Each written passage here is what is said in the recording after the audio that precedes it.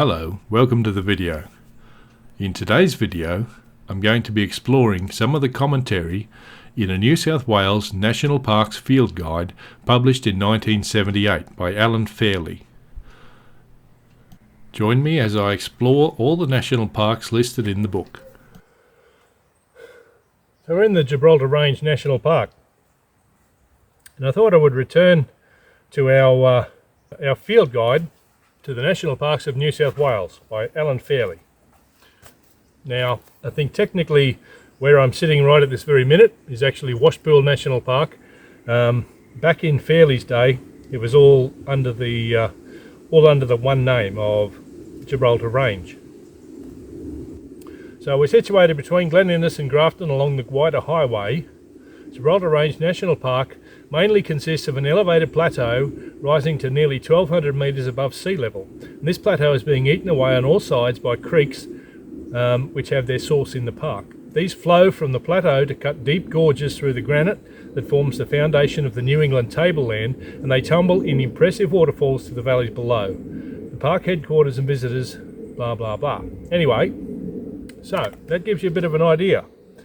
So some of the information around here centres on some of the areas that I won't be going to on this walk, but we will be covering in other walks, or some of them I have already covered in walks.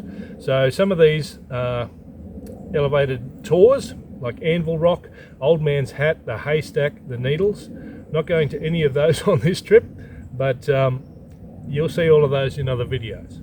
So the granite is capped in places with remnants of tertiary basalt flows, and a major fault line runs along the western margins of the park. So it goes on to give you a little bit more information about the geology of the park. I'm not going to go into it in too much details.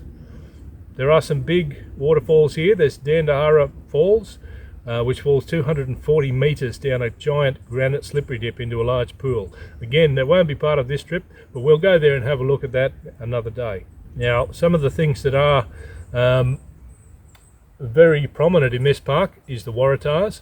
I've got a couple of videos on my channel which show you those waratahs, exploring those springtime flowers.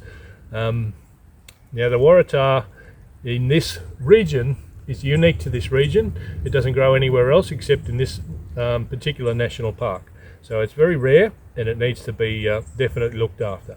There's a lot of other things here, plenty of things.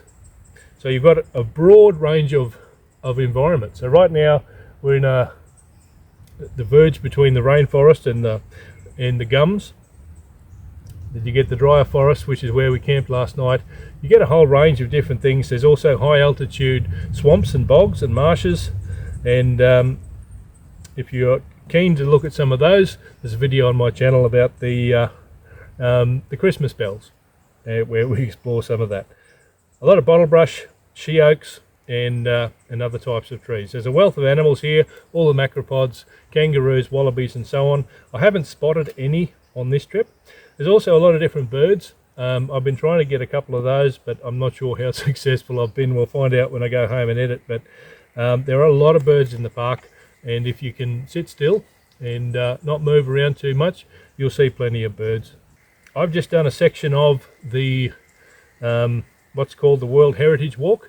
So basically it's a 45-kilometre loop. You can go around all of the different areas in the park.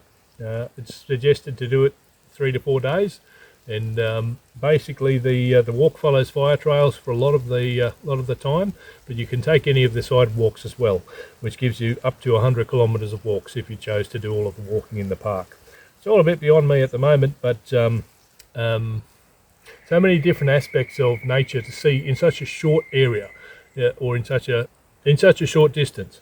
And so you can walk for an hour and you can see 3 or 4 completely different ecosystems. And the walks that have been set up in this park have been set up really well to showcase some of the best. So you've got your amazing granites, you've got beautiful rainforest, beautiful tall timbers, gum trees, the drier western forests, all of the lower scrubbier stuff, the tea tree forests and all of these things.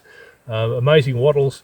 Springtime, this park just explodes. Now this park was made a national park in the 1960s. So they built the new highway through here, and the highway goes directly through the middle of the park, and when they built the new highway here, all of these areas were designated as a national park. It's a beautiful place. There's a lot to see, and one visit is not enough. One day is definitely not enough. I've been coming here now for a couple of years, and I still haven't done all the walks yet. There's some areas I still haven't got to yet. Some of that walking was done before I started filming or started this YouTube channel, and so you won't get to see everything as of yet, but we will come again, and there'll be more trips here, and I will continue exploring until I get around everything. So definitely well worthwhile, and there are short walks of a few hundred meters ranging right up to this big multi-day walk of 45 kilometers. So something for everybody. Really is spectacular. The park hasn't changed too much since Alan Fairley wrote these notes.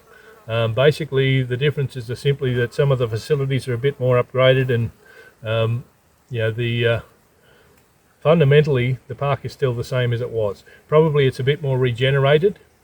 This park was farmed and it was logged from the time European settlers came to this area through until until the 1960s. So in that time, Fairley came here in 1978. So since then, the park will have had more time to regenerate, and some of these wilderness areas will have had a good chance to revert to what they looked like before people came and cut down the big timbers. So beautiful park, well worth a look. Get there, check it out. Another one down. Fairley, I'm working my way through your book. Good stuff. I bet I've got a red bum. Thanks a lot for watching. I always appreciate your time. If you liked the video, please leave me a like and feel free to give me a comment if there's anything you want to say. Thanks a lot. We'll see you next time. Bye bye.